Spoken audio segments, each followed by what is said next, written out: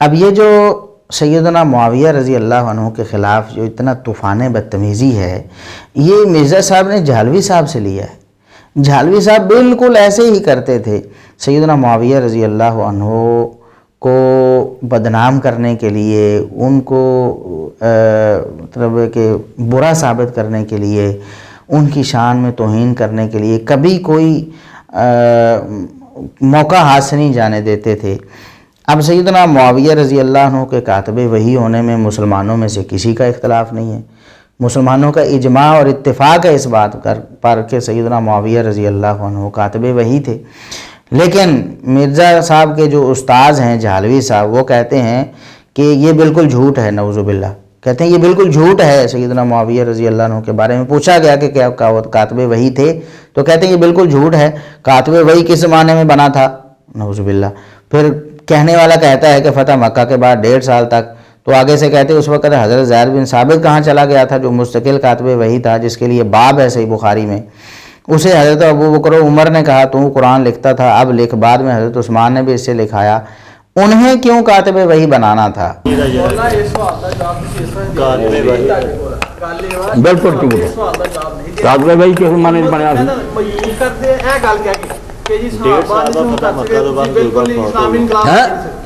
ادو کتنے چلا گیا حضرت زید بن ثابت جہاں مستقل کاتب وحی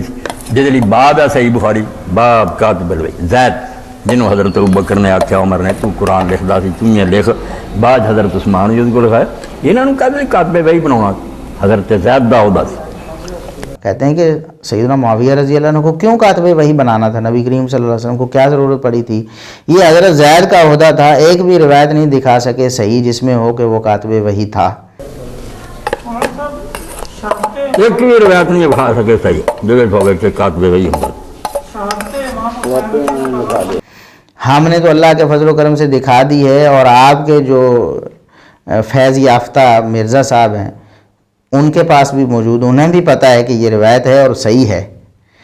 ان کی سند میں انہیں کوئی اعتراض نہیں ہے، وہ کہتے ہیں کہ یہ صحیح ہے کہ نبی کریم صلی اللہ علیہ وسلم کی وحی لکھا کرتے تھے سیدنا معاویہ رضی اللہ عنہ، لیکن پھر بھی وہ انکار کرتے ہیں، پھر بھی کہتے ہیں جی وہ کاتب وحی کیسے تھے، جی ہم بتاتے ہیں جی کیسے تھے۔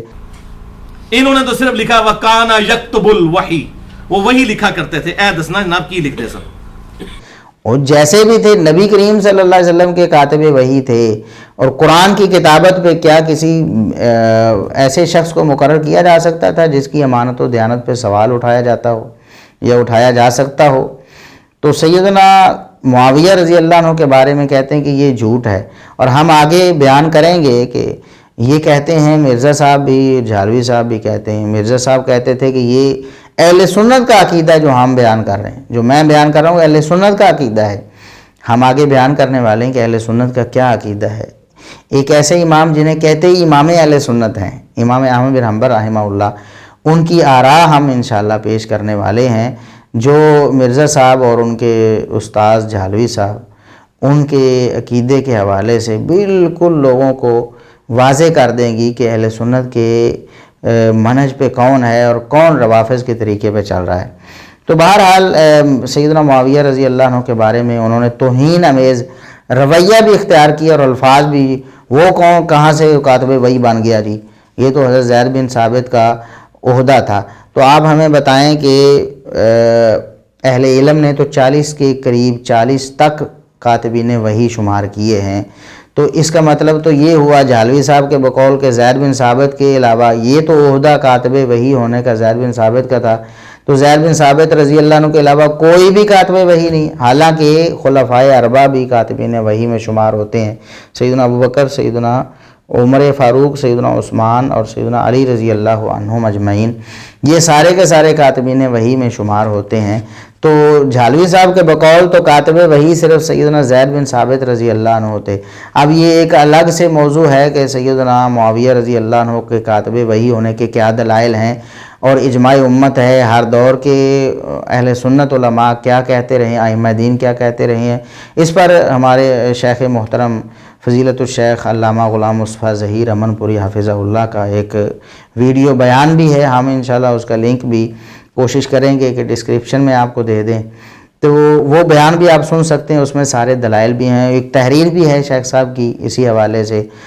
مضمون بھی سنہ میں چھپ چکے ہیں، ان میں بھی یہ باتیں بیان ہو چکی ہیں سیدنا معاویہ رضی اللہ عنہ کی یہ فضیلت تھی کہ وہ کاتب وحی تھے، لیکن یہ لوگ فضائل کو تو مانتے ہی نہیں نا، سیدنا معاویہ رضی اللہ عنہ کی فضیلت انہیں ہضم نہیں ہوتی۔ تو یہ ایک یعنی بد زبانی جو جھالوی صاحب نے سیدنا معاویہ رضی اللہ عنہ کے خلاف کی ہے،